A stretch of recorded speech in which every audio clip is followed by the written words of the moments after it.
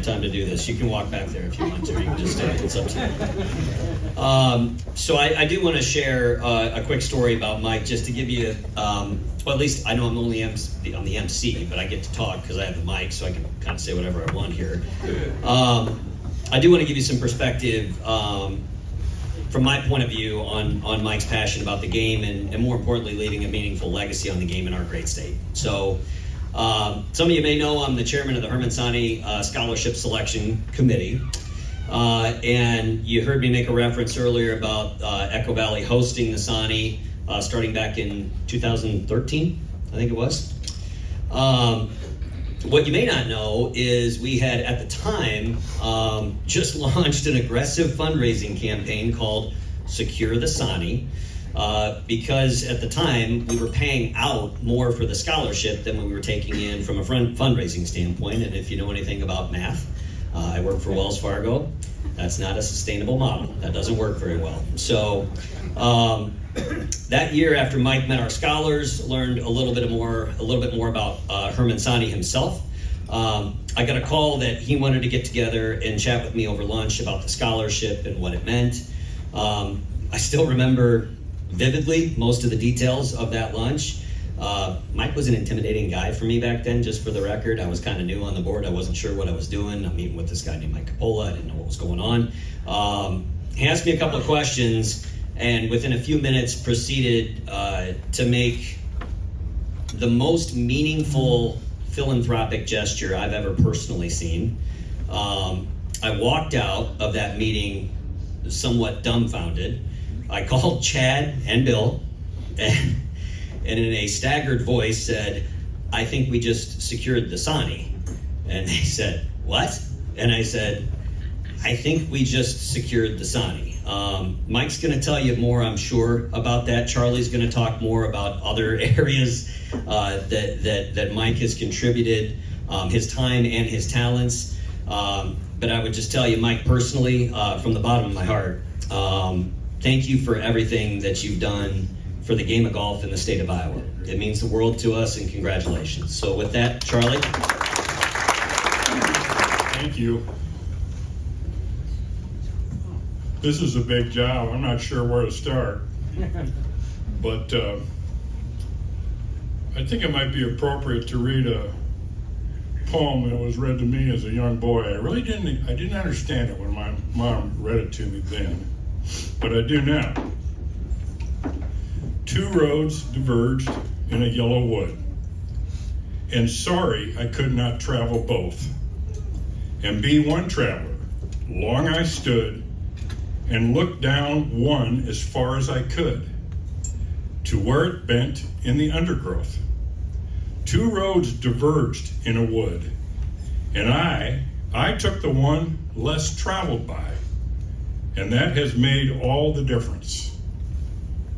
Michael Coppola grew up in an amazing family, wonderful parents. He attended and graduated from SMU Business School in Dallas, and at that time, the world was his oyster, and he had a lot of options regarding where to live and work. But Mike chose to come back to Des Moines. He raised his family in Iowa with his wonderful wife, Julie, and made a life here. And as Robert Frost once said, that made all the difference for us. As a very young man, Mike took charge of this club, a private club established by his father, and at that time, in the very early 80s, it did not resemble the club that you see today. Michael really built it into one of the finest, most vibrant clubs in the entire state, and I actually believe in the entire country. Michael invested heavily in the course, and the club invested his time, his treasure, but most importantly, and I observed this because I was president of Variety Club at the time, I started to notice that he donated the club for countless events, and charitable endeavors, including hosting the Herman Sandy, and we talked about that. But he also developed a love for the game of golf. Became very familiar with the Iowa Golf Association, but I'll let Mike talk about that. Today, he is the largest benefactor in the 124-year history of the Iowa Golf Association. That includes contributions in excess of $2 million to make Golf House a reality. But those who were part of that project and saw firsthand, like I did, the passion that Michael had for it, will be quick to tell you that his leadership and vision were just as important as his fiscal footprint. His focus made it happen. He did not move the needle on the project, he was the needle. I'd like to talk a little bit about the man very briefly. I met him for the first time, I was 14 years old, on a football field at Dowling. He tackled me, and that was the end of my football career. I went out for cross country the next week. He was a terrific football player. He never talks about it, but played fullback for a Dowling team that went all the way to the state championship game.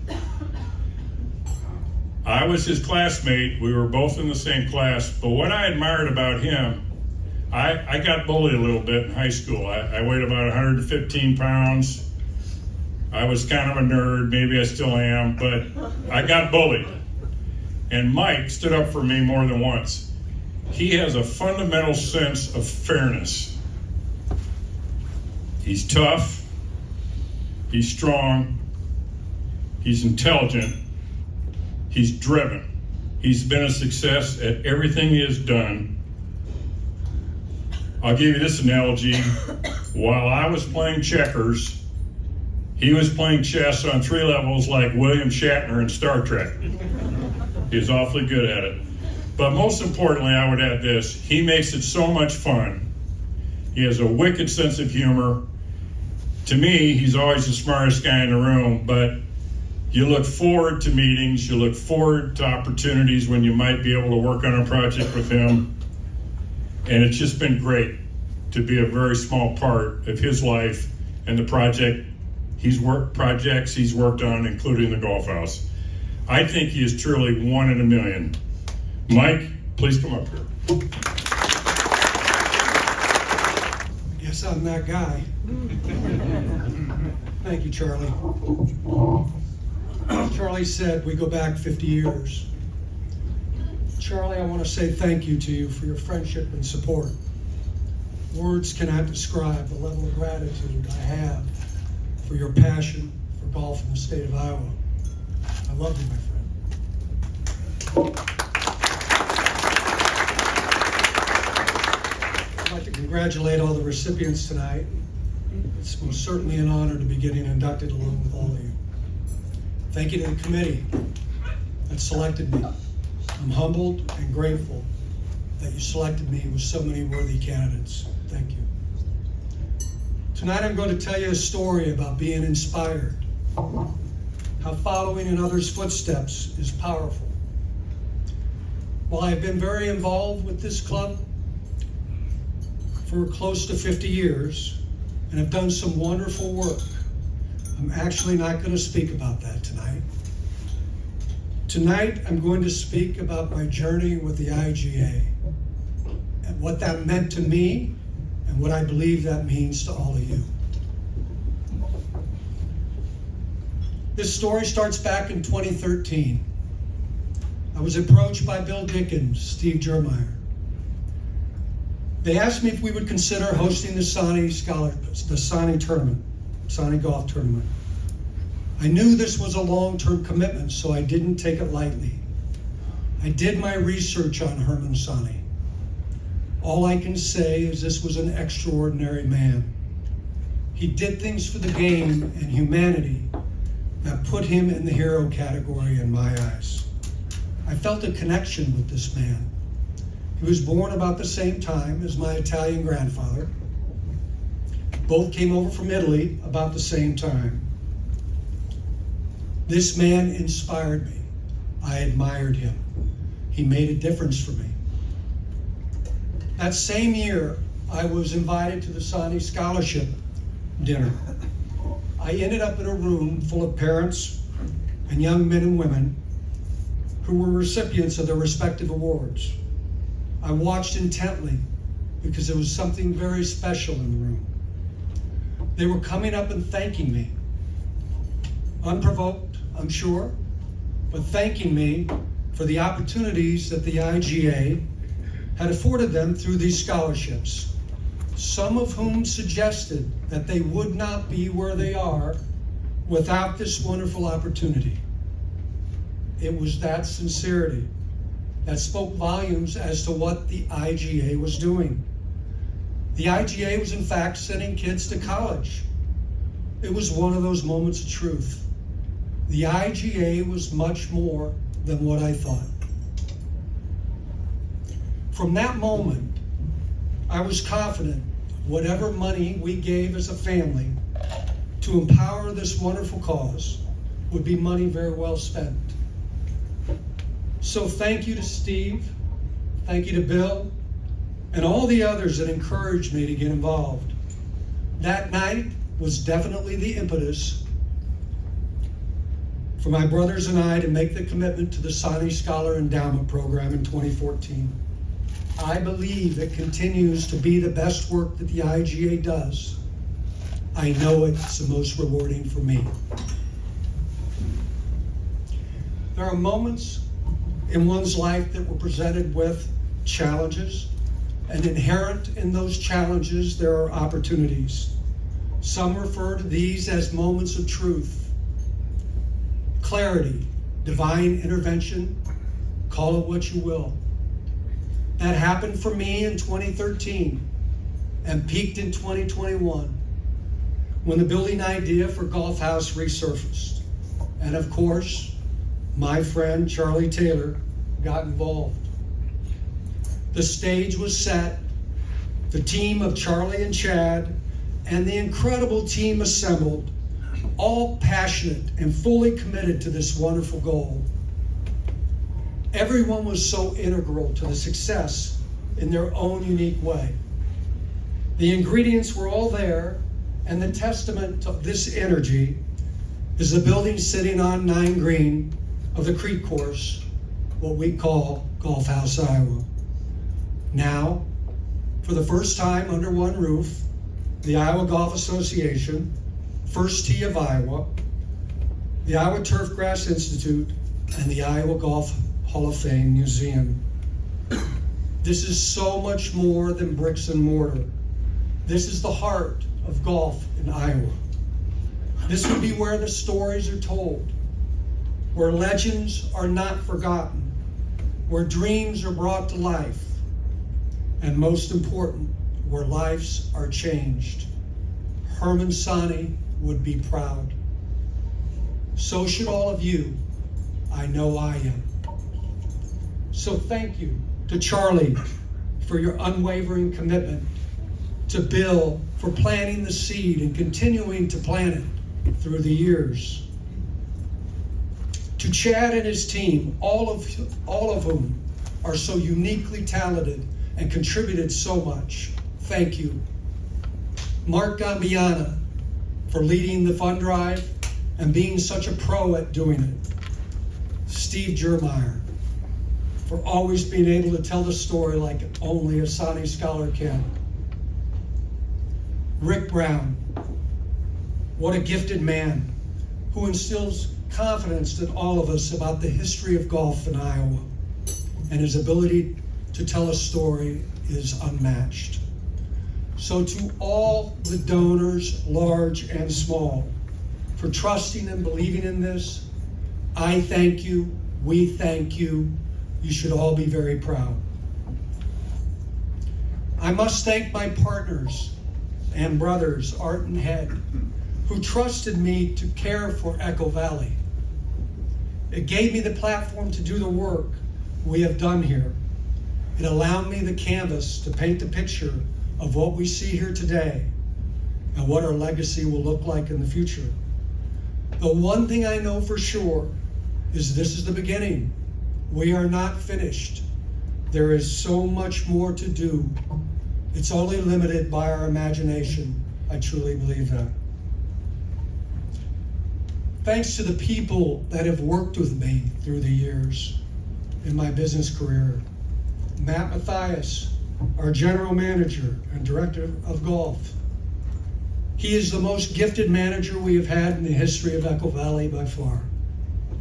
Scott McMurray, he has been by my side for close to 40 years, not only at Echo Valley, but in our real estate business.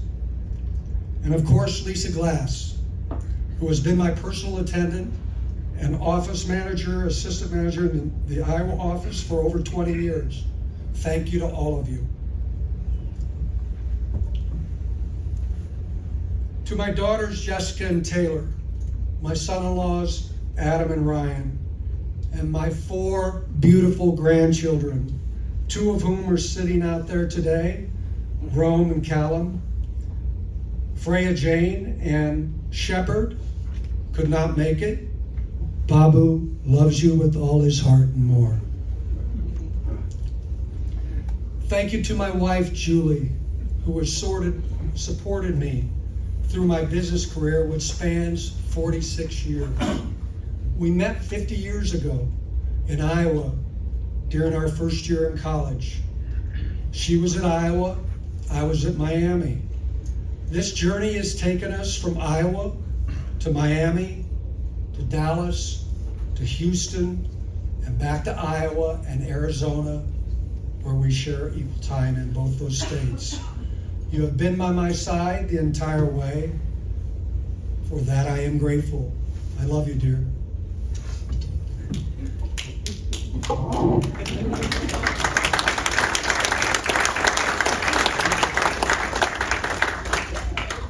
Finally, I must recognize my father, who had the audacity to build Echo Valley. He was the son of an Italian immigrant. He built Echo Valley for reasons in 1968. It took courage, it took grit, it took chutzpah. The credo was and is to embrace diversity, first-time club members, but most important, people that simply love the game. He did all this when he was 40 years old. 10 years later, in 1978, on Monday, October 9th, at just 50 years old, he lost his life on hole 6 of the Creek course, when a bolt of lightning claimed his life, instantly while playing the game he loved. Dad, I want to share this award with you tonight. I only wish you were here with me. Perhaps you are. You have inspired me, and I love you.